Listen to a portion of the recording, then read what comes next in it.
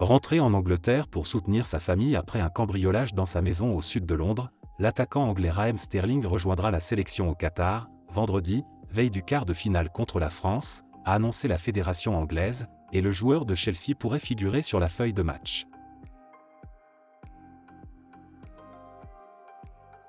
Luis Enrique a été démis de ses fonctions de sélectionneur de l'Espagne, c'est Luis de la Fuente qui a été nommé nouveau sélectionneur. Ce dernier sera officiellement présenté lundi et fera ses premiers pas en mars avec les matchs de qualification pour l'Euro 2024 en Allemagne. À un jour du quart de finale face aux Pays-Bas, le joueur argentin Rodrigo de Paul est blessé, le milieu de terrain de l'Atlético de Madrid souffre d'une gêne musculaire aux ischio-jambiers, survenue mardi soir à l'entraînement, certains le voient déjà absent pour les quarts de finale, et Leandro Paredes semble le mieux placé pour pallier son absence, en cas de forfait.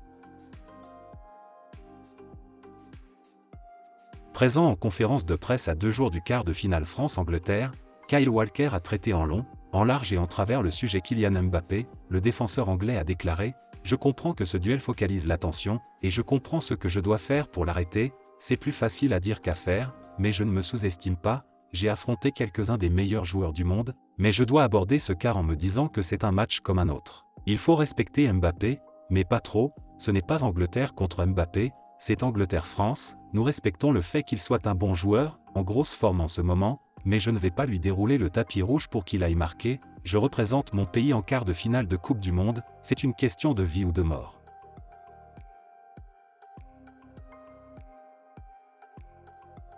Star du début de saison au Bayern Munich, Jamal Musiala est en train de prendre une autre dimension, également performant avec la sélection allemande lors de la Coupe du Monde malgré une élimination en phase de poule. Jamal Musiala a été l'un des rares à s'être distingué et montre un peu plus qu'il sera l'un des grands talents des prochaines années.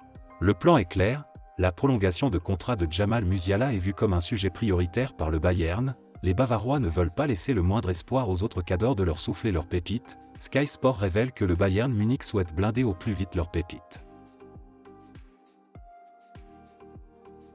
Auteur d'une excellente Coupe du Monde 2022 au Qatar, le milieu de terrain international marocain Sofiane Amrabat est épié par plusieurs formations européennes, et particulièrement en Angleterre, et selon plusieurs médias, l'entourage de Sofiane Amrabat a déjà rencontré l'entraîneur de Liverpool Jürgen Klopp, désireux de renforcer son milieu de terrain pour la seconde partie de saison chargée à venir. Le rendez-vous entre les deux parties a d'ailleurs été positif, et ces dernières ont prévu de se revoir après la Coupe du Monde 2022, mais pour le moment, le joueur de 26 ans est concentré sur sa mission mondiale avec les Lions de l'Atlas.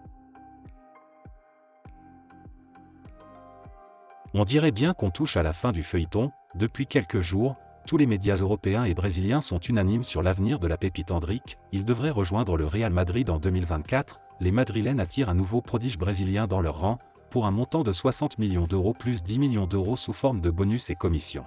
Le journal Sport a aussi confirmé, le journal rapporte que le Barça, aussi intéressé par le jeune, a été informé de l'offre madrilène par la direction de Palmeiras. Le PSG aurait aussi déjà appris qu'il n'y a plus d'option pour enrôler l'attaquant de seulement 16 ans, qui devrait donc évoluer du côté du Santiago Bernabéu dans 2 ans.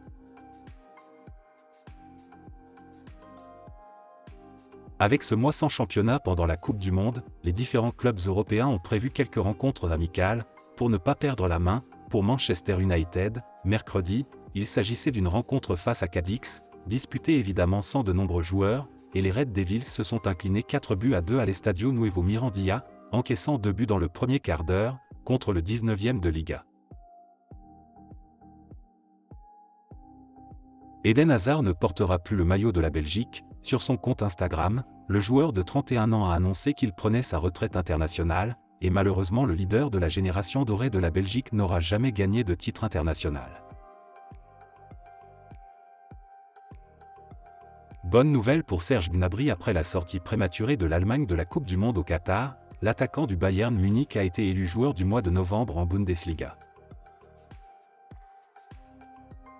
Donc voilà, c'est la fin de cette vidéo. N'hésitez pas à me dire ce que vous en pensez dans les commentaires et surtout n'oubliez pas de vous abonner et de mettre un petit pouce bleu si la vidéo vous a plu, et on se dit à la prochaine pour une nouvelle vidéo.